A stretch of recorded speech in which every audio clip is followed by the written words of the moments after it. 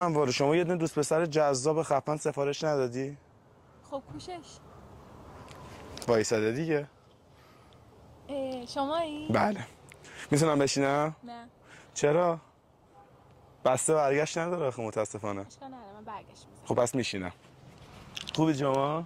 خیلی پررویی. این پررو خوبه دیگه، پسر زبون نداشته باشه فایده نداره. میتونم بپرسم بچه کجایی؟ نه.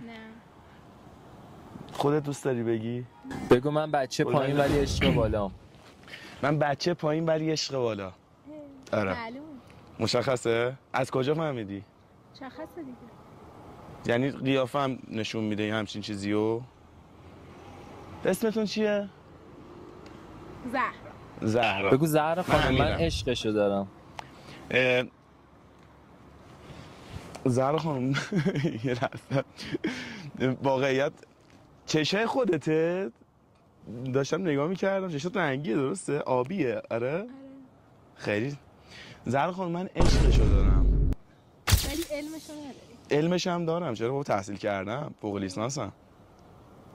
به ظاهرم نگاه نکن دیگه. یه جا فهمیدم درس فایده نداره، کشیدم بیرون، اومدم سمت کار و کاسبی و این داستانا. همین محل زندگی میکنی؟ آره. منتظر کسی بودی؟ آره. منتظر کی؟ دوست پسر جذاب خفن که رسید؟ نه. منتظر کی؟ منتظر دوستانم. دوست پسر داری؟ تو رابطه ای؟ نیستی؟ با داد بگو من دیوونم، بگو من ردیم. حالت خوبه؟ چتی؟ نه داشتم به یه موضوعی فکر میکردم یا اومد تو ذهنم. ببین بعضی وقتی یه اختلال عصبی برام پیش میاد که منو چرا؟ ببین من دیوونم. متوجه میشی چی میگم؟ این اختلاله یهو میزنه به مغزم، یکم تکونم میده. داشتم اینو بهت میگفتم. چند سالته شما؟ چند میخوره؟ شما 80 هستی؟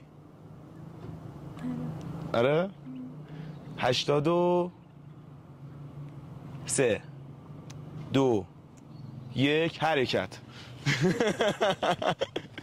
متولد چه ماهی هستی؟ امیر 3 بار بشین 3 بار پاشو. 3 بار بشین 3 بار پاشو. یه لحظه من این پام گرفته.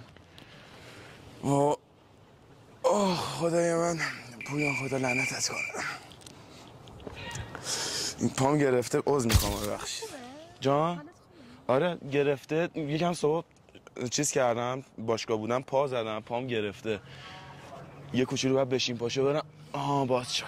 آخرش ببین یه دفعه بپا بالا، یه دفعه بپا بالا. اوکی شدم دیگه اوکی شدم. گفتم متولد چه ماهی هستی؟ اسفند. چه ماهی؟ اسفند. چه ماهی؟ اسفند. نه میگم چه ماهی؟ بابا پانچو یعنی چقدر خانوم ماهی هستی؟ بانو ماهی؟ ای حول ای حول.